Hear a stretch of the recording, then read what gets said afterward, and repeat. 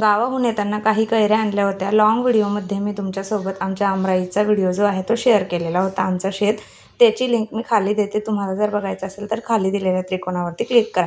मस्त छान म्हटलं आज कैऱ्यांची भाजी जी आहे ना ती बनवूया। आणि एका साईडला मी गवार बनवलेली होती, मस्त छान कोवडी गवार होती, खारोडी बनवायला घेतलेली होती। आणि एका साईडला कैऱ्यांची भाजी।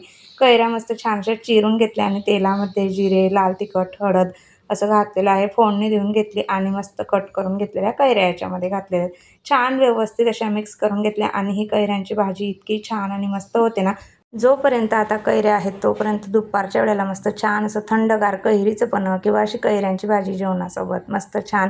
रोज आता एक एक काही ना काही बनवायचं चालूच आहे। तर मस्त छान कैऱ्या ज्या आहेत ना त्या व्यवस्थित अशा 5-1 मिनटं झाकण ठेवून शिजवून घेतल्या। त्यानंतर बारीक चिरलेला गूळ घातलेला आहे। गूळ एकदाच थोडाफार चिरून वगैरे ठेवलेला असला की पटकन स्वयंपाकाच्या वेळेस घाई होत नाही किंवा पटकन काढून टाकताही येतो।